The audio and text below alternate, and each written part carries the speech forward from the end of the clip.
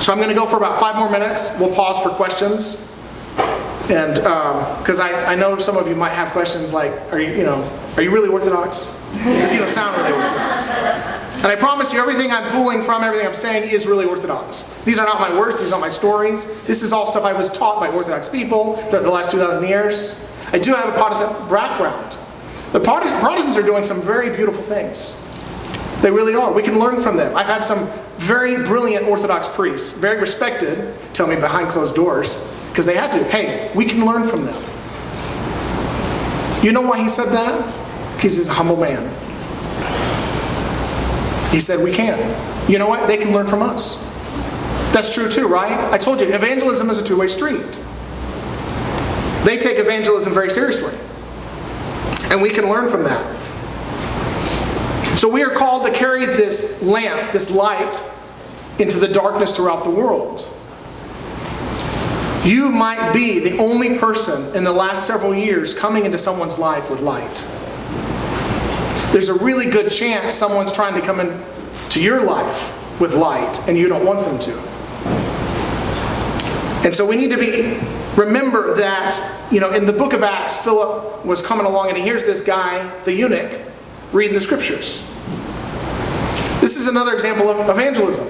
It's an example of multiple things. But an example of there's people out there struggling, seeking, and they're not finding their way here. It doesn't mean they're not searching. Open our ears and have some awareness and obedience. And when you hear someone seeking and searching, you say, can we talk? And engage that person the way Philip did. That's an opportunity that God's placed you there to speak with that person. This is just one example of how on a daily ride, Philip was on a daily ride, and he had an opportunity to come in contact with someone. I'm going to finish with a short story that some of you have heard and some of you haven't. But on a flight to Miami from Atlanta, I sat next to a Christian woman, and her husband was a retired pastor, and she knew about the Orthodox Church. And she knew about the Orthodox Church in a very negative way, sadly. Her close friend was Orthodox, and she had been over to that family, and they really didn't seem to care about anything other than to celebrate their ethnicity, to celebrate their festivals, to celebrate everything but Orthodoxy for them. And I said, well, you're getting, and I listened to her for about 10 minutes, and I asked questions, trying to understand where she's coming from. And I said to her, imagine that America started coming under strong persecution for being American, nothing else. And for 400 years, we were killed, our children were taken, our boys were abducted and put into an army to come back and attack us. And then you finally got out of there. Right? And you had to go to another nation, and you went to Australia. And you're a Christian, you're still a Christian. How much would you miss your America? And she's like, I don't even know how to explain how much. 400 years of persecuting America? I said, yeah, that's what they went through. I don't mind saying that it was a Greek church, because she didn't understand what was happening. And when I told her the story of the Janissaries and the Greek heritage, and that they were just so thankful that someone was letting them be Greek, and that they had family stories of not being allowed to be Greek, you could see the change in her, the paradigm shift, and the compassion. And what began in 20 minutes as disdain and irritation and looking down upon these, she wasn't a bad person. Within 20 minutes, she had mercy and love and compassion. Genuine compassion for these people. God placed me there for her. And God placed her there for me. That was an opportunity for me to speak up. I was a little nervous about speaking up. I'm like, I don't know what to say right here. So I kept asking questions. I asked enough questions, invested long enough. I only had a short plane ride, so I didn't have a year like St. Innocent did. I'm like, this is how much time I have. I'm going to do the best I have with it.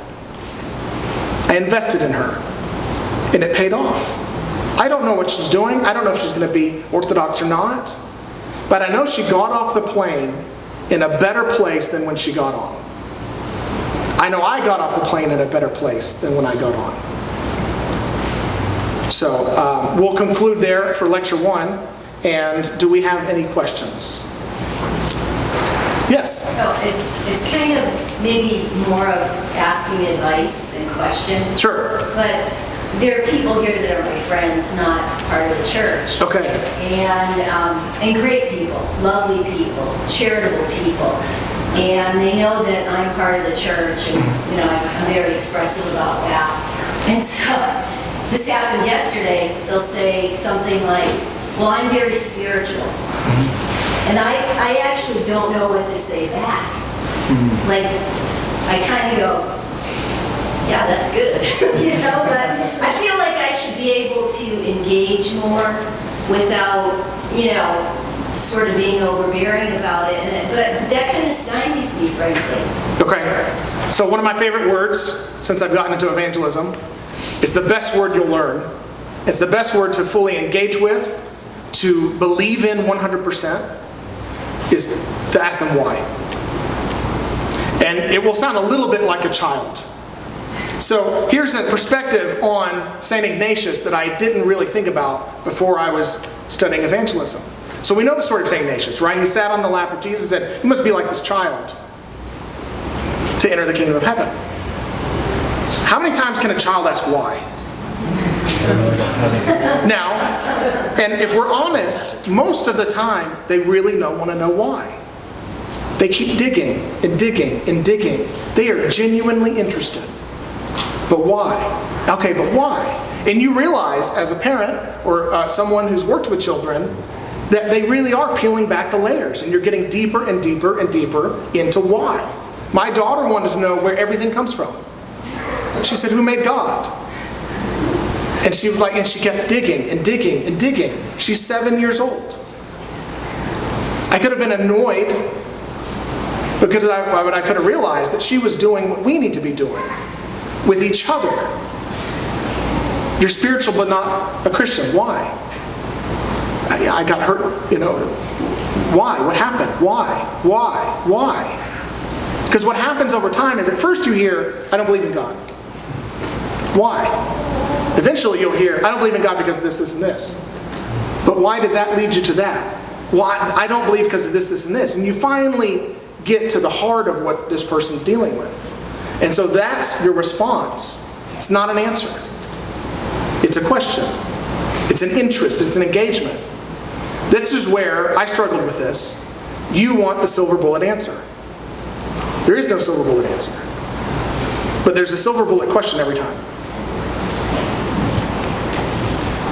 I was wondering if there was something you could touch on specifically in regards to proselytization. Now, when I first converted, I heard this a lot and it always bothered me because I knew that it wasn't true based on, St. Innocent, St. Herman, and all the evangelists of the church. But I kept hearing from a lot of people, there is no proselytization in Orthodoxy, and that there's like this kind of emphasis that is only half true of this idea that you need to, quoting St. Seraphim of Sarov, when you acquire the spirit of peace, 1,000 around you will be saved. So you have to be perfect before you can go talk to people.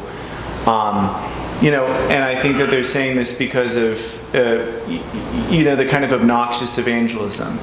But then you look at people like the Mormons, who send their people out, and they always ask you first, do you have a minute to talk about Jesus Christ and the Church of Latter-day Saints? And I made a lot of Mormon friends, I would talk to them in kind of reverse, do the back and forth with them and try to convert them back. But, we became friends because the way that they did that was so, it was a very loving way that they went about doing that. How would you say is a good way for Orthodox people to publicly evangelize in a way where we're letting the Spirit work rather than trying to make things work our own way and go out soul winning and that kind of stuff? Yeah. All right.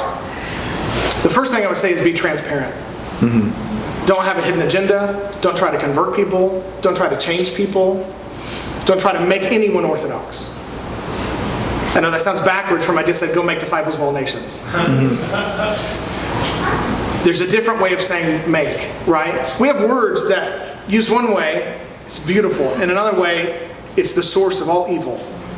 When I'm proud of my son, I'm proud of the way God is shining through him and the way he's embracing God. It's a different kind of pride, and we know this, than when I'm proud of something else, and it's a vainglory that's taking me away from God, right? Mm-hmm. And we'll say, don't be pride is the source of something, and then we'll turn around a few hours later and say, I'm so proud of you, right?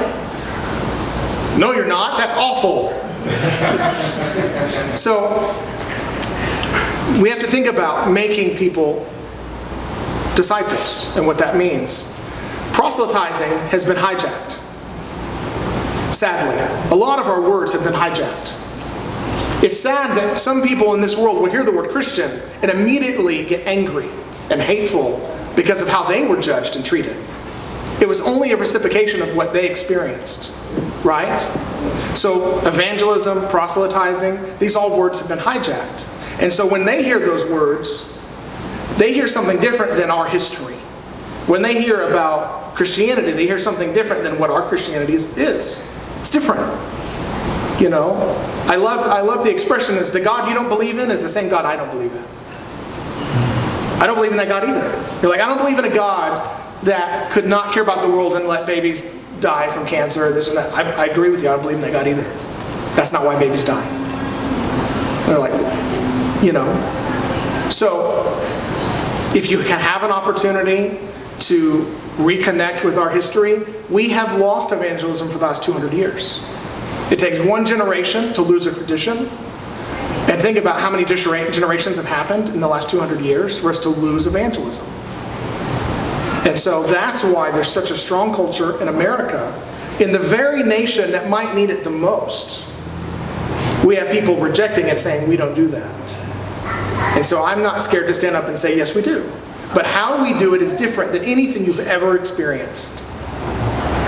That's what I would want to combine it with. How you've seen evangelism and proselytizing throughout your life in America and anything else you've seen is different than anything I'm talking about. And so that's why I said at the beginning, I love the word evangelism, but I also need to be sensitive to the people that have experienced that in a very traumatic way. Mm-hmm. The word proselytizing, that's bad. Mm-hmm. Right? We're in Arizona. Do we have any guns in Arizona? Nope. I wonder how many stories we could dig up where a gun saved someone's life and the gun was their savior. And how many stories could we dig up where a gun created a traumatic experience when they were looking down a barrel? Same gun, right?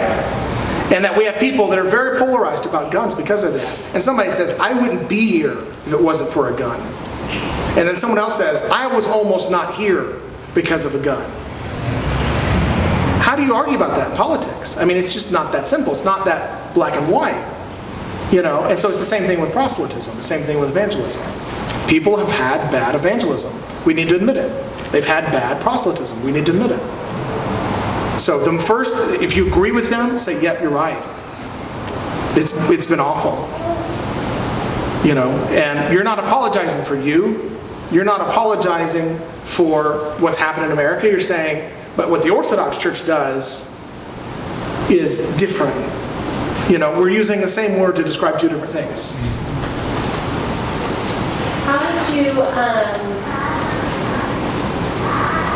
How much of evangelism is like just living it out in your relationships with people versus having like a biblical discussion or, you know what I'm saying? It's a balance. It's both. So they feed each other. So the woman on the plane was just a daily conversation. I didn't plan for it, but I prepared for it. Right? And then that faith came in where it's like, okay, I think it's time for me to say something. And I waited as long as I could, and I'm so glad I did, because I was ready to answer and go jump right in. Because you know what she asked me? We were sitting there, and I'm dressed all in black, like a good Orthodox Christian who travels and works for the church. And I pull out The Orthodox Church by Timothy Ware. I'm like, look what I'm reading. Right?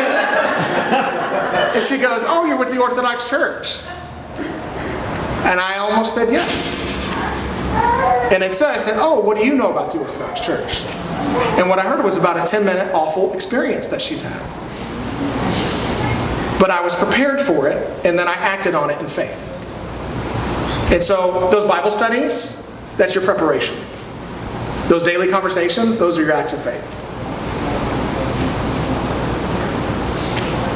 I was involved with a family that was Pentecostal, and they thought that the Greek Orthodox Catholics were idolaters and weren't true Christians, and for stupid reasons. So how do you talk to them about it without getting in an argument? And since you were brought up Pentecostal, how did you get away from it? So I learned this response from Father Peter Gilchrist. You have to find what you have in common.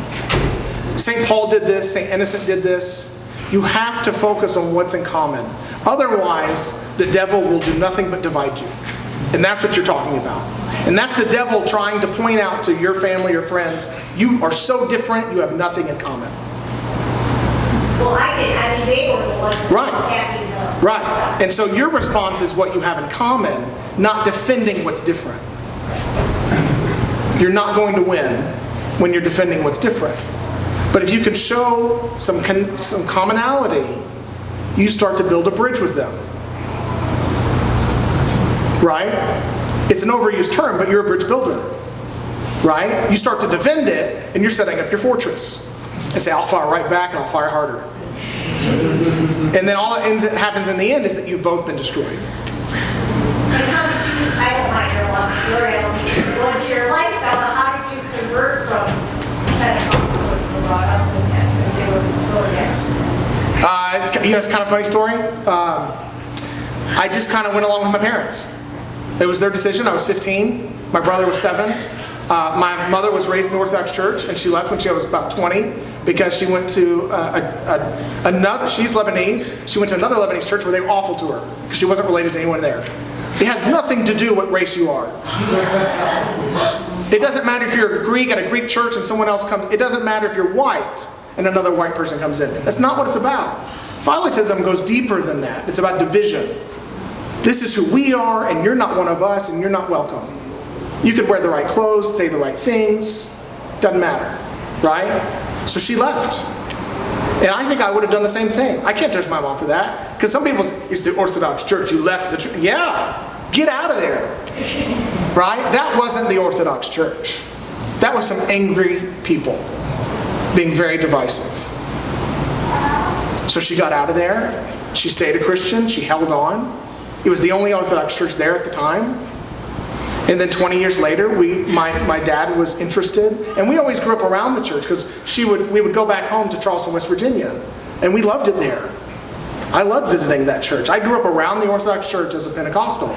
They were just another type of Christian. No more, no less.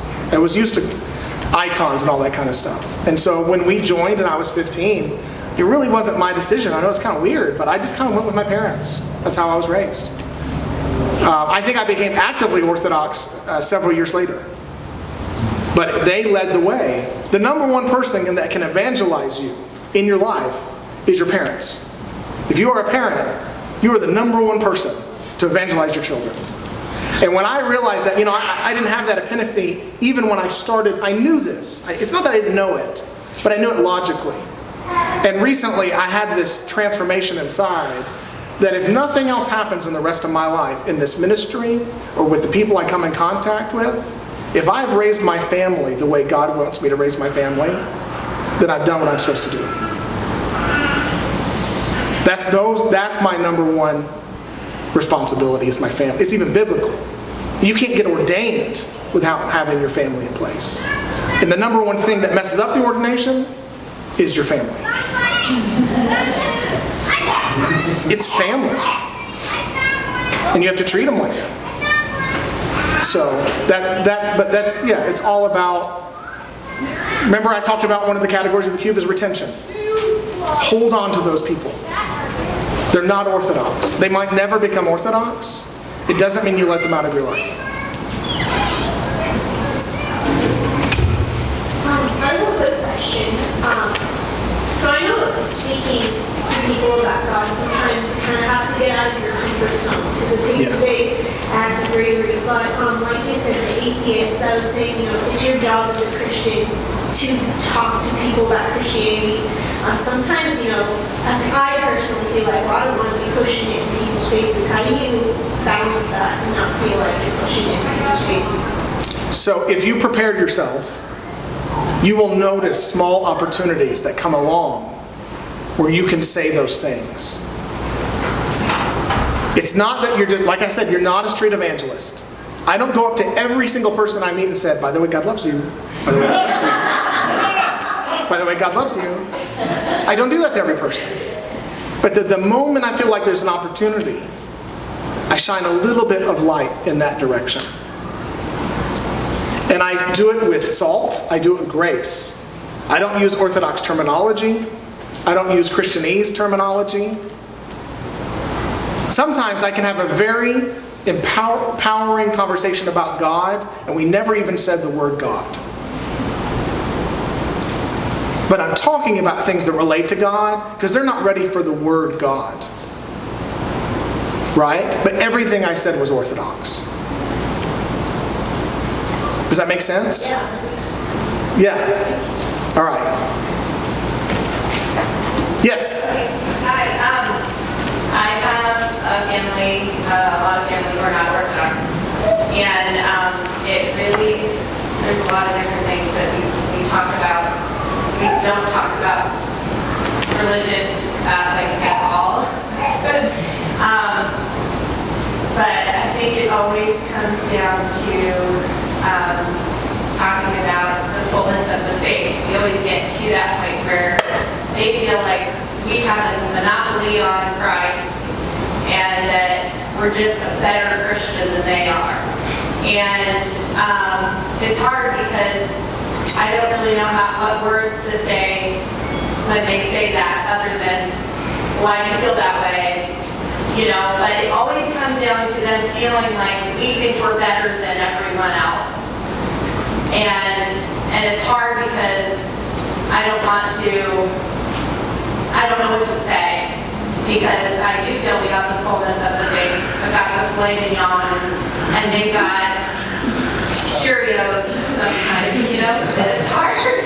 It's hard because I come across as arrogant and so I'm wondering, how do you deal with that? First of all, thank you for realizing that it sounds arrogant. And it sounds to every non-Orthodox person, it sounds arrogant. It does. You should know that. There's a bumper sticker I used to love and I now hate. It says, proclaiming the truth since 33 AD. Rip those off your cars. I mean, it's one of those moments where your motives are pure and good. You have good intentions putting that bumper sticker. I'm not saying that you've done anything wrong. But we need to think about every other Christian that looks at that bumper sticker and goes, oh, really? I'm not as good as you. Yeah, exactly. Do you know how many people look at that bumper sticker and think that? More than the ones that go, oh, I want some of that. Sadly. Now this is a change too. In the 90s, that same bumper sticker was a ministry. Today, it's dividing people. Same bumper sticker. Right? So I'm in final production of a bumper sticker that says, Orthodoxy, loving our neighbor since 33 AD. Right? I mean, if we can't be known for that, then we can't be known for anything. You will know me, that people will know you by the love you have for one another. Are we known for loving our neighbor? Truth is a negotiable word now. So truth is not really something that we can talk about. So I have 4 things I say. If anybody ever gets into the fullness of the faith, or this is the true church, I say you have to hear 3 more things. Because it's going to start off sounding prideful, and it's going to finish in a very humiliating way. All right, so the first thing is, yes, I do believe it's the true church. The second thing I believe is you don't have to be Orthodox to go to heaven. I can't explain it. I'm not a good enough theologian. I just have some people that have tried to explain to me, and I kind of get it. But I just believe that. Too many people have died without exposure to the Orthodox Church. Just that. Not even talking about people that have rejected, know about it. We just know that there have been a lot of people that never even heard about it, right? So God's going to figure out how to deal with them. in a very just way. He is a perfect judge. He's not a judge. He's perfect. Okay? So that's the second thing. Second thing was, doesn't mean we're, if you're not, so related to that is, just because you are Orthodox, you're going to heaven. Not true. You're not in the country club. You got saved, you're done. Right? We threw that out a long time ago. We did. It's not once saved, always saved for us. We can fall, we can lose it. So we're not saying that all of us are going to heaven and none of you are. Right? That's the third thing. Here's the fourth thing that I don't want you to dwell on, but it's reality. And emphasis is really important on this because it can really throw things off. The fourth thing is we are responsible for what we know. And in a way, it's going to be harder for me to go to heaven than for you. If I have been given the fullness, I am responsible for the fullness. And when you end in that humiliating light that you never hear other Christians say, you come over here and it's going to get harder. It's not going to get easier. When you end with humility, then they will be a little bit more curious. And I would encourage you to ask way more questions. Try to stop giving them some answers until they all feel like you understand them. Does that make sense?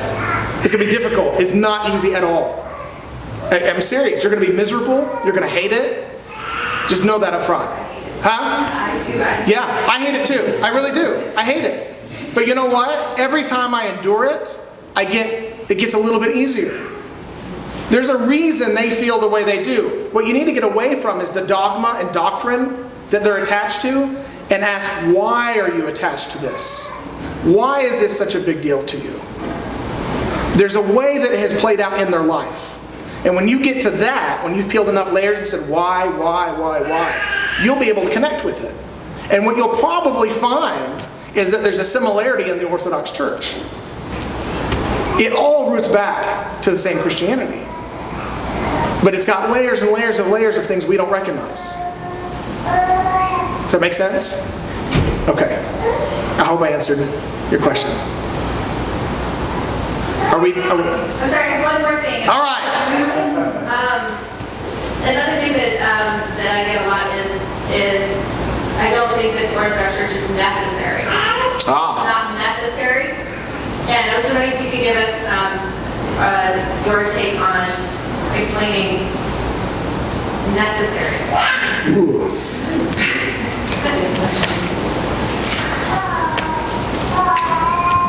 So, you're going to have to ask at least like 20, 30, 40 questions on what they understand necessary to be. Right. Well, and I feel like I have a pretty good idea of what they mean by that. Yeah. But I really don't know. So, are you saying something along the lines of they feel like they know what they need to know to be a Christian? They just don't feel that, I mean, they just feel that this part is not necessary because they really truly feel like it's more work than they need to get to that close to God. Okay, And so don't have any reference outside of what they know. So you're going to have to do this in a roundabout way that's not manipulative. You're not having an agenda. It has to be genuine. You have to become obsessed with some of the roots of what they're obsessed with. And when they start to connect the dots of how that leads to the Orthodox Church, they'll start to understand why it's necessary. But I really feel like at this time you can't communicate that. So for example, one of my obsessions, genuine obsessions, is St. Athanasius. Okay? And so I was talking with a friend, and I really have to care about him. I really have to want to know him. This can't be something that I use as a gimmick or a propaganda. I'll tell you how to talk to Protestants. Do this. It doesn't work. We have to be authentic. You have to really care about Athanasius. Do you know why I care about Athanasius? This is the man that God spoke to and said, this is the list of the 27 books of the New Testament. I'm a little obsessed with that. I'm like, I want to know more about this guy. I want to know all about his life. I want to know how he lived. I want to know how that happened. And the more I've been able to do that and show a genuine interest in this man, I have something to talk about that every Protestant I met is also interested in.